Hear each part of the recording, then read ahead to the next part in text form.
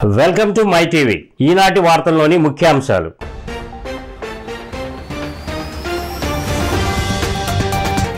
Assembly speaker అయ్యాక తొలిసారిగా విశాఖ వచ్చిన అయ్యన్న పాత్రుడు.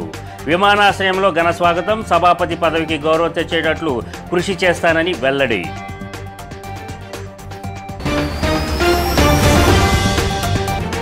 కొండగట్టు అంజన్న పుణ్యక్షేత్రానికి ఉప ముఖ్యమంత్రి పవన్ కళ్యాణ్. సాంప్రదాయ రీతిలో పవన్కు స్వాగతం పలికిన ఆలయ వర్గాలు.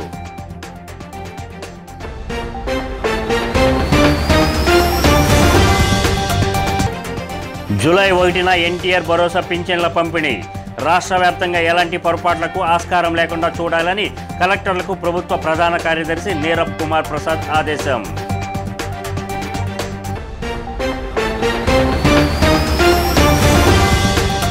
వివరాల్లోకి వెళితే, తనకు కల్పించిన స్పీకర్ పదవికి న్యాయం చేస్తానని ఆంధ్రప్రదేశ్ శాసనసభాపతిగా ఇటీవల బాధ్యతలు స్వీకరించిన చింతకాయల అయ్యన్న పాత్రుడు అన్నారు. పదవి బాధ్యతలు చేపట్టిన తర్వాత తొలిసారిగా ఆయన విశాఖ వచ్చారు. విమానాశ్రయంలో తెలుగుదేశం శ్రేణులకు ఆయనకి ఘన స్వాగతం పలికారు. ఈ సందర్భంగా మీడియాతో మాట్లాడుతూ ముఖ్యమంత్రి చంద్రబాబు గౌరవప్రదమైన ఈ బాధ్యతను తనకు అప్పగించారని, ఇందుకు న్యాయం చేస్తానని అన్నారు. అతి చిన్న వయసులో ఎన్టీ రామారావు గారి ఆశీర్వాదంతో రాజకీయాల్లోకి వచ్చా. 25 సంవత్సరాల వయసులో ఈ 42 సంవత్సరాల్లో తెలుగుదేశం పార్టీ ఎన్టీ రామారావు గారు కానీ చంద్రబాబు నాయుడు గారిని నాకు అనేక అవకాశాలు ఇచ్చారు. మంత్రి చేశా, ఎంపీ చేశా, అన్నీ చేశాను. ఇది అత్యున్నతమైన పోస్ట్, ఇది గౌరవమైనటువంటి పోస్ట్, ఇది స్పీకర్ పదవి అనేది. అది కూడా నాకు ఇచ్చి గౌరవించినందుకు నాకైతే చాలా సంతోషంగా ఉంది. ఉత్తరాంధ్ర జిల్లా నుంచి మన జిల్లాల నుంచి మళ్ళీ స్పీకర్ పదవి ఇచ్చినందుకు ఆనందంగా ఉంది. ఒక మంచి నమ్మకంతో నాకు చంద్రబాబు గారికి అవకాశం ఇచ్చారు. ఆ నమ్మకాన్ని ఒమ్ము చేయకుండా ఆ చైర్కి గౌరవం వచ్చేలాగా నేను బిహేవ్ చేస్తానని చెప్పి మీ అందరికీ. ఏపీ ఉప ముఖ్యమంత్రి పవన్ కళ్యాణ్ తెలంగాణ రాష్ట్రం జగిత్యాల జిల్లాలో ఉన్న సుప్రసిద్ధ కొండగట్టు అంజన్న పుణ్యక్షేత్రానికి విచ్చేశారు. ఉదయం హైదరాబాద్ నుంచి రోడ్డు మార్గంలో బయలుదేరిన పవన్ కళ్యాణ్ మధ్యాహ్నం కొండగట్టుకు చేరుకున్నారు. ఆలయ వర్గాలు పవన్కు సాంప్రదాయ రీతిలో స్వాగతం పలికాయి. అనంతరం పవన్ ఇక్కడ ఆంజనేయ స్వామికి ప్రత్యేక పూజలు నిర్వహించారు. ఈ సందర్భంగా తన మొక్కులు చెల్లించుకున్నారు. జనసేనాని పవన్ కళ్యాణ్ ప్రస్తుతం వారాహి అమ్మవారి దీక్షలో ఉన్నారు. ఆయన గతంలోనూ కొండగట్టు వచ్చి స్వామివారి దర్శనం చేసుకున్నారు. కొండగట్టుకు పవన్ వచ్చిన నేపథ్యంలో జగిత్యాల జిల్లా ఎస్పీ అశోక్ కుమార్ స్వయంగా బందోబస్తు ఏర్పాట్లను పర్యవేక్షించారు. కాగా పవన్ రాకతో కొండగట్టులో కోలాహలం మిన్నంటింది. ఆలయం వద్దకు భారీ సంఖ్యలో చేరుకున్న అభిమానులు నినాదాలతో ఓరెత్తించారు. అందరికీ అభివాదం చేస్తూ పవన్ ముందుకు సాగారు.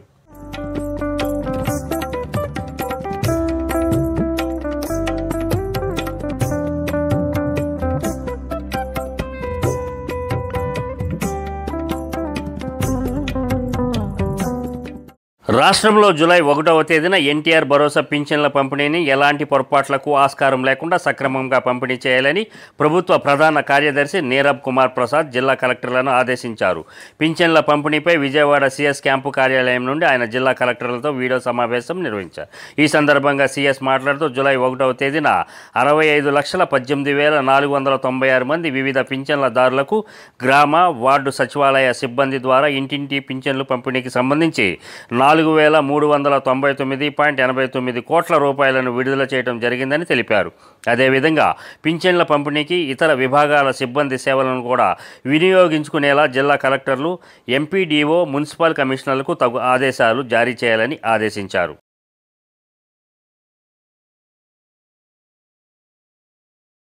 శ్రీవారికి భక్తులు టీటీడీ అందిస్తున్న ఆన్లైన్ అప్లికేషన్ సేవలకు ఆధార్ని లింక్ చేయడం ద్వారా పారదర్శకతతో పాటు దళారీ వ్యవస్థను నియంత్రించేందుకు వీలవుతుందని టీటీడీ ఈఓ జె శ్యామలరావు చెప్పారు. తిరుపతిలోని టీటీడీ పరిపాలనా భవనంలో గల సమావేశ మందిరంలో యుఐడిఏఐ నుండి విచ్చేసిన అధికారులు టీసీఎస్ జియో టీటీడీ ఐటీ విభాగంతో ఈఓ సమీక్ష నిర్వహించారు. ఈ సందర్భంగా ఈఓ మాట్లాడుతూ ఇదివరకే టీటీడీ దర్శనం, వసతి, ఆర్జిత సేవలు, శ్రీవారి సేవ తదితర సేవలను ఆన్లైన్ ద్వారా భక్తులు బుక్ చేసుకునేందుకు వీలు కల్పిస్తుందని అన్నారు. అయితే ఈ అప్లికేషన్ల ద్వారా కూడా దళారుల బెడద తప్పడం లేదని, వాటిని నియంత్రించడానికి ఆధార్ లింక్ చేసేందుకు సాధ్యాసాధ్యాలను పరిశీలించి తగు చర్యలు తీసుకోవాల్సిందిగా ఐటీ అధికారులను ఈఓ ఆదేశించారు. ఇందుకు సంబంధించి యుఐడిఏఐ అధికారులు సహకారాన్ని తీసుకోవాలని కోరారు. By making amendment Aadhaar authentication, same goes that there was amendment into telecom regulations, telecom companies. Of the top also. 10 లక్షల రూపాయలు విలువ చేసే ఎర్రచందనం దొంగలను తిరుపతి జిల్లా శ్రీకాళహస్తి అటవీ శాఖ అధికారులు పట్టుకున్నారు. ఈ సందర్భంగా జిల్లా అటవీ శాఖ అధికారి సతీష్ మీడియా సమావేశంలో మాట్లాడుతూ ముందస్తు సమాచారం రావడంతో శ్రీకాళహస్తి శివారులోని రాజీవ్ నగర్ ప్రాంతం వద్ద పోలీసులు గస్తీ నిర్వహిస్తుండగా అనుమానాస్పదంగా వస్తున్న మహేంద్ర జై వాహనాన్ని తనిఖీ చేయగా అందులో 10 లక్షలు విలువ చేసే 17 ఎర్రచందనం దొంగలు ఉన్నాయని చెప్పారు. వాటిని స్వాధీనం చేసుకొని వాహనాన్ని నడుపుతున్న గుమ్మడిపూడికి చెందిన మోహన్ అరివి అనే వ్యక్తిని అరెస్టు చేశామని, ఈ దొంగలు కేవీబీపురం పంచాయతీలోని కాట్రపల్లి నుంచి వస్తున్నట్లు సమాచారం ఉందని తెలియజేశారు. నిందితుడిపై కేసు నమోదు చేసి కోర్టుకు హాజరుపరుస్తున్నామని అన్నారు. రేంజ్ సిబ్బంది నిన్న రాత్రి సుమారు 10:30 గంటలకి ముందస్తు సమాచారం మేరకు 2 టీంలుగా విడిపోయి పకడ్బందీగా గస్తీ నిర్వహించారు. అనుమానాస్పదంగా తిరుగుతున్నటువంటి మహేంద్ర జైలు వాహనాన్ని, అలాగే అందులో ఉన్నటువంటి 17 ఎర్రచందనం దొంగల్ని, అలాగే ఒకరిని అరెస్ట్ చేయడం జరిగింది. అతను గుమ్మడిపూడి ప్రాంతానికి చెందినవాడు, తమిళనాడు. ఇంకా దీంతో పాటు ఎస్కార్ట్ వెహికల్గా వచ్చినటువంటి ఇంకొక వెహికల్ అది వాళ్ళు ఎస్కేప్ అవ్వడం జరిగింది. వాళ్ళ గురించి ఫర్దర్గా ఎంక్వైరీ చేస్తున్నాము. ఇప్పుడు ఈ ముద్దాయిని కోర్టులో ప్రవేశపెడతాము.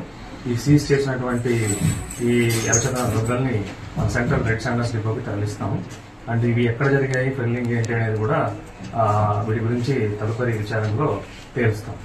అట్లాగే ఆ ప్రాంతంలో పుత్తూరు, అలాగే మనకి ఇంకా near by Satyavedu forest range officers, తర్వాత వాళ్ళ సిబ్బందిని కూడా అప్రమత్తం చేసి దీనికి సంబంధించి ఇంకా ఎవరెవరు ఉన్నారనేది కూడా తదుపరి విచారణ చేపట్టి దీనికి సంబంధించిన వివరాలు అనేవి త్వరలో మేము ముందుస్తాం.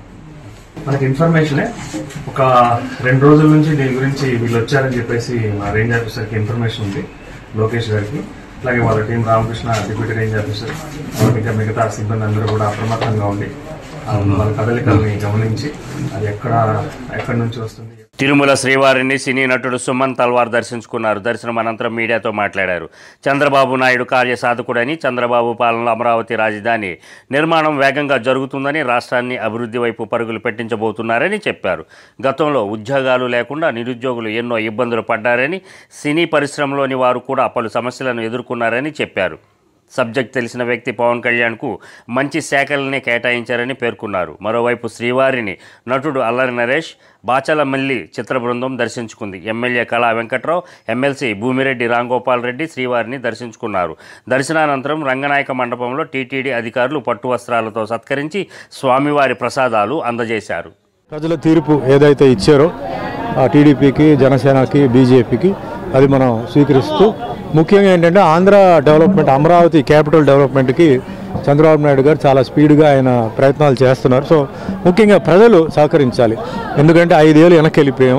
అంతకుముందు 5 ఏళ్ళు వేస్ట్ అయిపోయింది. ఇప్పుడు ఇంకొక 5 ఏళ్ళ తర్వాత ఏం జరుగుతుందో తెలియదు. కాబట్టి ఈ 5 ఏళ్ళు ఏంటంటే ముఖ్యంగా ఎంప్లాయీస్కి ఎంప్లాయ్మెంట్ విషయం, ఇది చాలా ముఖ్యమైన విషయం. సో అది రావడానికి అంటే ఇండస్ట్రీస్ రావాలి. సో పక్క తమిళనాడు నుంచి, ఇప్పుడు ముఖ్యంగా తిరుపతి అంటే పక్కనే తమిళనాడు ఉంది. సో తమిళనాడు నుంచి ఏంటంటే ఇండస్ట్రీస్ ఇక్కడ పెట్టేవాళ్ళు, లేదా నార్త్ నుంచి వచ్చేవాళ్ళు, వాళ్ళందరికీ అవకాశం మనం ఇవ్వాలి, సహకరించాలి. అండ్ ముఖ్యంగా నేను మొన్న కూడా చెప్పాను, అమరావతి అనేది ఒక కాస్మోపాలిటన్ సిటీ అయితే మనకి ఈస్ట్, వెస్ట్, నార్త్ ఇండియన్స్ అందరూ వస్తారు.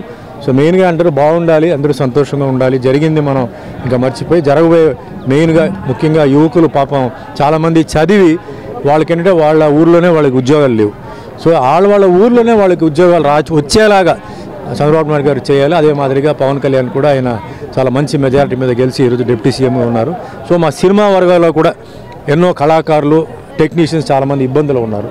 సో వాళ్ళకి కూడా ఏంటంటే ఏదైనా అంటే ఇక్కడ షూటింగ్స్ జరిగేలాగా, అంటే స్టూడియోస్ లాంటి చిన్న స్టూడియోస్ లాంటి కట్టిస్తే టీవీ సీరియల్స్కి, వెబ్ సిరీస్కి వాటికి పనికొచ్చేలాగా. పార్వతీపురం మన్యం జిల్లా కొమరాడ మండలం గుమాడ గ్రామం సమీపంలో అంతర్రాష్ట్ర రహదారిపై లారీ బోల్తా పడింది. ఈ ఘటనలో ఎవరికి ఎలాంటి ప్రమాదం జరగకపోవడంతో అందరూ ఊపిరి పీల్చుకున్నారు. పార్వతీపురం రాయగడ వెళ్లే వాహనాలు నిలిచిపోవడంతో వాహనదారులు తీవ్ర ఇబ్బందులు ఎదుర్కొన్నారు. ఘటనా స్థలానికి పోలీసులు చేరుకొని జేసీబీ సాయంతో లారీని పక్కకి నెట్టి వాహనాలను పంపించారు. అంతర్రాష్ట్ర రహదారిపై గోతులను పూడ్చి వాహనదారుల ప్రాణాలు కాపాడాలని సిపిఎం జిల్లా కమిటీ సభ్యులు కొల్లు సాంబమూర్తి డిమాండ్ చేశారు.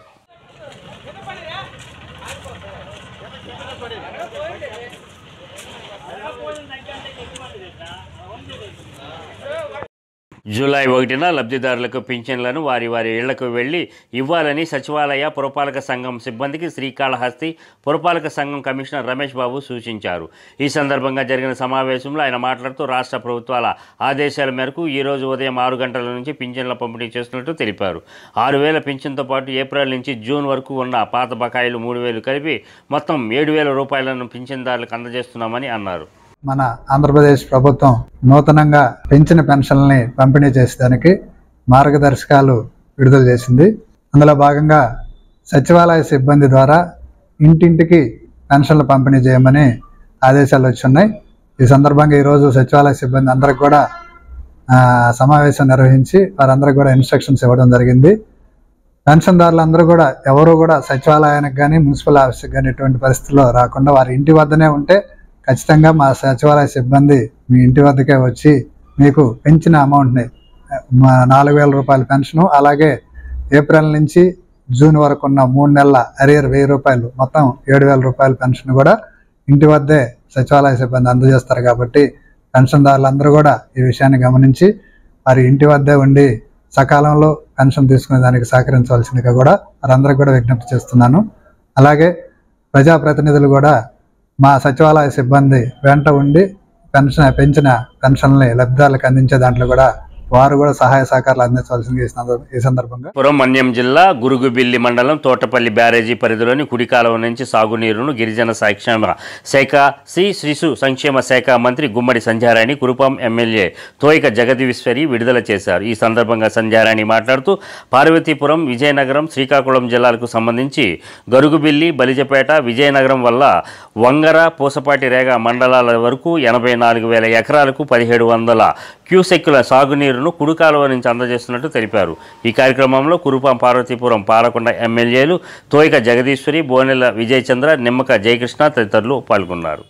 ముఖ్యంగా వీళ్ళంతా చెప్పారు విషయాలు ఏంటి అనేది ఎస్సీ గారు మనకు క్లియర్గా తెలియజేశారు. అయితే నేను ఒక విషయం మాత్రం తెలియజేయాలనుకుంటున్నాను. ఎందుకంటే ఇప్పటికీ మనం దాదాపు 70,000 ఎకరాలకి నీళ్ళు ఇవ్వగలుగుతున్నాం. ఇంకా మనం 131,000 ఎకరాలకి నీళ్లు ఇవ్వాలి. ఆ రోజు చంద్రబాబు నాయుడు గారు ఏ ముందు చూపుతో అయితే ఇది పెట్టాలనుకున్నారో చంద్రబాబు నాయుడు గారే దీన్ని ఓపెన్ చేశారు, మనందరికీ తెలుసు. గత 5 సంవత్సరాలుగా కొన్ని పనులు జరగకపోయినప్పటికీ, గత 5 సంవత్సరాలు కొంత కుంటుపడినప్పటికీ మనం ఈరోజు మళ్ళీ ఈ కార్యక్రమం చేసుకుంటున్నాము అని అంటే నా ఉద్దేశం ఏంటంటే ఇది తోటపల్లి కురుపాము నియోజకవర్గంలో ఉంది, కానీ కురుపాముకు 1 ఎకరాకు కూడా నీళ్లు రావడం లేదు. కాబట్టి ఇన్ని పొలాలు ఇచ్చారు, గరుగుబిల్లి మండలంలో ఉంది, ఇన్ని పొలాలు ఇచ్చారు, ఇంత ఆయకట్టు ఉంది, ఇంత పెద్ద ప్రాజెక్టు మా దగ్గర ఉంది అని చెప్పుకునేటప్పుడు మనకి ఇక్కడ నీళ్లు ఇవ్వకపోవడం అనేది అది చాలా దురదృష్టం. కాబట్టి దయచేసి ఇక్కడికి నీళ్ళు ఎలా వస్తాయో దయచేసి అధికారులు ఆలోచించండి. శ్రీకాళహస్తిలోని తిరుపతి జిల్లా అదనపు న్యాయస్థానం కోర్టు ప్రాంగణంలో జాతీయ లోక్ అదాలత్ నిర్వహించారు. కక్షిదారులతో కోర్టు ప్రాంగణం కిటకిటలాడింది. ఈ సందర్భంగా 12వ అదనపు తిరుపతి జిల్లా న్యాయమూర్తి శ్రీనివాసులు నాయక్ మాట్లాడుతూ పెండింగ్ కేసుల పరిష్కారానికి జాతీయ లోక్ అదాలత్ ఎంతగానో ఉపయోగపడుతుందని అన్నారు. కోర్టుల్లో పెండింగ్లో ఉన్న మోటార్ వాహనాల ప్రమాదభరిత కేసులు, సివిల్ కేసులు, చెక్ బౌన్స్ కేసులు, కుటుంబ తగాదాలు, పారిశ్రామిక వివాదాలు, రాజీ చేయదగ్గ క్రిమినల్ కేసులు, వినియోగదారుల ఫోరం కేసులు, పంచాయతీ ట్యాక్స్ కేసులు, మున్సిపల్ కేసులు, ప్రీ లిటిగేషన్ కేసులను జాతీయ లోక్ అదాలతుల్లో రాజీ చేయడానికి అవకాశం ఉందని పేర్కొన్నారు. నేషనల్ లీగల్ సర్వీస్ అథారిటీ వాళ్ళు ఎవ్రీ 3 months లోక్ అదాలత్ అనేది నిర్వహించడం జరుగుతూ ఉంది. ఈరోజు భారతదేశం అంతటా ఈ లోక్ అదాలత్ అనేది జరుగుతూ ఉంది. కాబట్టి ప్రజలందరికీ నేను విన్నవించుకునేది ఏమంటే ఖచ్చితంగా మీరు ఈ కేసులని ఇక్కడ పెండింగ్ ఉండేటువంటి సివిల్ కేసులు కానివ్వండి, తర్వాత కాంపౌండబుల్ క్రిమినల్ కేసులు కానివ్వండి, అన్నీ కూడా మీరు పరిష్కరించుకోవాలని చెప్పేసి కోరుతున్నాను. ముఖ్యంగా సివిల్ దావాలు అయితే అన్ని సివిల్ దావాలు కూడా పరిష్కరించుకోవచ్చు. క్రిమినల్ దావాలు అయితే కనుక కాంపౌండబుల్ అఫెన్స్ 337 IPC, తర్వాత భార్యాభర్తల కేసులు కానివ్వండి, తర్వాత భరణం కేసులు కానివ్వండి, ఇక మిగతా కేసులు ఏవైనా కూడా NI యాక్ట్ కేసులు కానివ్వండి, ఇలాంటి కేసులు కూడా ఈరోజు పరిష్కారం చేయడం జరుగుతూ ఉంది. కాబట్టి ఇక్కడ ముఖ్యంగా ఏమంటే మన శ్రీకాళహస్తి జ్యూరిస్డిక్షన్లో 3 బెంచ్లు వేయడం జరిగింది. సీనియర్ సివిల్ జడ్జి కోర్టుకు సంబంధించి సీనియర్ సివిల్ జడ్జి గారిని, జిల్లా కోర్టుకు సంబంధించి జిల్లా కోర్టు నేను చేయడం జరుగుతూ ఉంది. అదేవిధంగా జూనియర్ సివిల్ జడ్జి, మ్యాజిస్ట్రేట్ కోర్టుకు సంబంధించి జూనియర్ సివిల్ జడ్జి గారు చేయడం జరుగుతుంది. కాబట్టి నేను మీ మీడియా ద్వారా కోరుకునేది ఏమంటే ఈ విషయాన్ని మీరు ప్రజలకి అందరికీ తెలియజేసి చాలా వరకు చైతన్యవంతులు చేయాలి. విశాఖ ఉక్కును సెయిల్లో విలీనం చేసే అంశంపై కేంద్రం స్పష్టమైన ప్రకటన చేయాలని ఏఐటీయూసీ, సిపిఐ నేతలు డిమాండ్ చేశారు. ప్లాంట్ విషయమై ఆయా పార్టీల నేతలు ఒక్కొక్కరు ఒక్కొక్క విధంగా మాట్లాడుతూ కార్మికులలో గందరగోళం సృష్టిస్తున్నారని యూనియన్ నేత ఎల్లేటి శ్రీనివాసరావు ఆరోపించారు. రాష్ట్రంలో కూటమి విజయం సాధించిన నేపథ్యంలో కేంద్రంపై ఒత్తిడి తీసుకురావడంతో ముఖ్య పాత్ర పోషించాలని కోరారు. ప్రస్తుతం జీతాలు కూడా ఇవ్వలేని నిస్సహాయ పరిస్థితుల్లో ప్లాంట్ ఉండటం బాధాకరమని అన్నారు. సెయిల్లో విలీనం చేస్తే ప్లాంట్ మనుగడ మరింత బాగుంటుందని, తద్వారా కార్మికులకు నమ్మకం ఏర్పడుతుందని అన్నారు. లోక్సభలో దీనిపై చర్చ జరగాలని, ఇదే సందర్భంలో కేంద్రం కూడా స్పష్టమైన ప్రకటన చేయాలని కోరారు. అఖిలపక్ష కార్మిక సంఘాల తరఫున గుర్తింపు యూనియన్గా కూడా అనేక పోరాటాలు చేసి ఇప్పటివరకు ఉద్యమాన్ని ఇలాగ కొనసాగిస్తూ వచ్చాం. ఇప్పటికైనా మా అందరి ఎజెండా ప్రస్తుతానికి మా అందరి ఎజెండా ఒకే తాటి మీదకి, స్టీల్ ప్లాంట్ ఎంప్లాయీస్ అందరూ కూడా ఒకే ఒక పాయింట్ మీదకి వచ్చారు, అది సెయిల్లో మెర్జ్ చేయాలని. దాని విధంగా ఆ సెయిల్లో మెర్జ్ చేసే విధంగా కేంద్ర ప్రభుత్వం అడుగులు వేయాలని, అలాగే ఇది క్యాబినెట్లో పెట్టి మేము ప్రైవేట్ చేయట్లేదు, సెయిల్లో మెర్జ్ చేస్తాము అనే వాయిస్ ఇవ్వాలని, దానికి అనుగుణంగానే ఇక్కడున్న లోకల్లో ఉన్న నాయకులందరూ కూడా దానికి నడుము కట్టి పూనుకోవాలని కోరుకుంటూ 5,000 మంది కార్మికులు ఈరోజు ఉద్యోగ విరమణ చేసి బయటకు వచ్చారు. 15,000, 16,000 మంది కార్మికులు ఉన్న స్టీల్ ప్లాంట్ ఈరోజు 12,000, 11,000 చిల్లర కార్మికులతో పనిచేస్తున్నాం. ఇదంతా కేంద్ర ప్రభుత్వం గుర్తించాలి. ఇప్పుడు పల్లా శ్రీనివాస్ గారు మొన్న కూడా ప్రెస్ మీట్ పెట్టి అందరికీ చెప్పారు, మీటింగ్ పెట్టి, ఈయన ఖచ్చితంగా స్టీల్ ప్లాంట్ కాపాడుతాం, అవసరమే చంద్రబాబు గారిని తీసుకొని ఢిల్లీలో వాళ్ళ మెడలు ఉంచుతామని చెప్పారు. ఖచ్చితంగా జరిగి తీరాలా. ఈరోజు డేట్ ఎంతండి? 27వ తారీఖు. నిన్న సాయంత్రం ఇంకా ఈ ఉద్యోగులు అధికారులకు ఇంకా జీతాలు లేవు ఈరోజు స్టీల్ ప్లాంట్లో. మమ్మల్ని చాలా ఇబ్బందులు గురి చేస్తున్నారు. ఇప్పటికైనా రాష్ట్ర ప్రభుత్వం, కేంద్ర ప్రభుత్వం, ఎన్డీఏ ప్రభుత్వం వారు గుర్తుపెట్టుకొని ఈ ఎంపీలు ఖచ్చితంగా ఇదేంటంటే సెంటిమెంట్ ప్లాంట్. స్టీల్ ప్లాంట్ అనేది ఉక్కు నిర్వాసితులు 44 గ్రామాల ఇల్లు భూములు కోల్పోయి 15,000 మంది ఆర్కార్డుదారులు ఉంటే అందులో 6,000, 7,000 మందికి ఇచ్చారు. ఇంకొక 7,000 మంది ఉండిపోయారు బయట. తిరుపతికి వచ్చే భక్తులలో మరింత భక్తిభావం పెంచుతూ తిరుపతి కీర్తి ప్రతిష్టలు పెరగడానికి నగర సంకీర్తన దోహదం చేస్తుందని ప్రముఖ రంగస్థల నటుడు మేకల గంగయ్య అన్నారు. స్థానిక రాయలసీమ రంగస్థలి చైర్మన్ గూండాల గోపీనాథ్ రెడ్డి నగర సంకీర్తన మండలి ఏర్పాటు చేసి నగరంలో ప్రతి భజన మండలి కళాకారుల చేత సంకీర్తన గోష్ఠి నిర్వహిస్తున్నారు. అందులో భాగంగా కళాకారులు సాంప్రదాయ వస్త్రాలతో స్థానిక గోవిందరాజస్వామి వారి ఆలయం నుంచి 4 మాడ వీధులలో నగర సంకీర్తన చేపట్టారు. ఈ కార్యక్రమంలో కళావతి, జయమ్మ, పద్మావతి, నిర్మల, పి పార్వతి తదితరులు పాల్గొన్నారు. ప్రతి శనివారం తిరుపతిలో నగర సంచారం జరుగుతున్నది. ఈ నగర సంచారము ఆరోగ్యాలు సంతోషంగా ఉండాలని దేవుడిని ప్రార్థిస్తూ శ్రీ తిరుమల వెంకటేశ్వర స్వామిని కోరుకుంటూ మనందరము హాయిగా ఉండాలంటే పొద్దున్నే 5 గంటలకు వేసి అందరినీ మనము ఆదరించి అందరి కోసం మనము పాటుపడే అవకాశం కావాలని కోరుకుంటూ శ్రీ కలియుగ ప్రత్యక్ష దైవమైన వెంకటేశ్వర స్వామి పాదాల కింద వెలిసిన తిరుపతి పుణ్యక్షేత్రంలో ప్రతి శనివారం ఉదయం 4 గంటల నుంచి 6 గంటల వరకు తిరుపతి కళాకారులచే, భక్తులచే పవిత్ర పుణ్యక్షేత్రమైన తిరుపతిలో హరినామ సంకీర్తన చేస్తున్నారు. మానవ జీవన విధానానికి ఎంతో దోహదపడుతుంది. వారి యొక్క ఆధ్యాత్మిక విషయానికి, ఆరోగ్యానికి మరియు వారి యొక్క ఆరోగ్యాలకి చాలా మంచి మార్గం. కాబట్టి ప్రతి ఒక్కరూ ఈ హరినామ సంకీర్తనంలో పాల్గొని వారి యొక్క మనశ్శాంతిని కలిగి ఉండాలని కోరుకుంటున్నాను. పోలవరం ప్రాజెక్టు ప్రస్తుత అనర్థాలకు కారకుడు ముఖ్యమంత్రి చంద్రబాబు నాయుడని మాజీ ఎంపీ మార్గాని భరతరాం విమర్శించారు. రాజమహేంద్రవరం వైఎస్ఆర్ కాంగ్రెస్ పార్టీ కార్యాలయంలో ఏర్పాటు చేసిన విలేకరుల సమావేశంలో ఆయన మాట్లాడుతూ ఆంధ్రప్రదేశ్ వ్యాప్తంగా 2 ప్రధాన అంశాలు చర్చ జరుగుతున్నాయని అన్నారు. ముఖ్యమంత్రి చంద్రబాబు నాయుడు పోలవరం ప్రాజెక్టుపై శ్వేతపత్రం విడుదల చేయడం హాస్యాస్పదమని అన్నారు.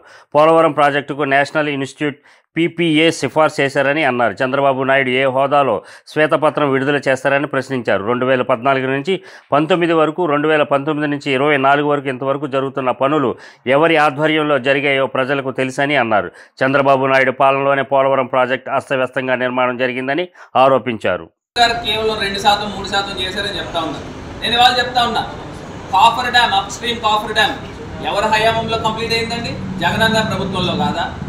డౌన్ స్ట్రీమ్ కాఫర్ డ్యామ్ ఎవరి హయాంలో కంప్లీట్ అయిందండి? జగనన్న ప్రభుత్వంలో కాదా? మొత్తం స్పిల్వే కంప్లీట్ చేసి హైడ్రాలిక్ గేట్స్ పెట్టి నీరుని నదిని డైవర్ట్ చేసి ఈ స్పిల్ ఛానల్ మీదుగా పంపించింది ఎవరి హయాంలో పంపించారండి ఈ నీరంతా కూడా? జగనన్న గారి ప్రభుత్వంలో కాదా? మరి ఇన్ని కంప్లీషన్ చేసిన ప్రభుత్వం జగనన్న గారి ప్రభుత్వం అయితే కేవలం జగనన్న ముఖ్యాంశాలు మరోసారి.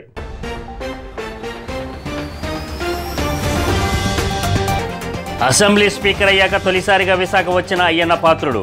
విమానాశ్రయంలో ఘన స్వాగతం, సభాపతి పదవికి గౌరవం తెచ్చేటట్లు కృషి చేస్తానని వెల్లడి.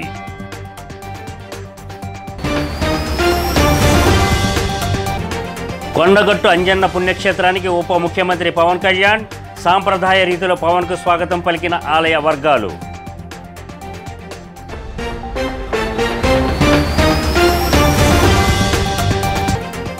జూలై 1న ఎన్టీఆర్ భరోసా పింఛన్ల పంపిణీ. రాష్ట్ర వ్యాప్తంగా ఎలాంటి పొరపాట్లకు ఆస్కారం లేకుండా చూడాలని కలెక్టర్లకు ప్రభుత్వ ప్రధాన కార్యదర్శి నీరబ్ కుమార్ ప్రసాద్ ఆదేశం.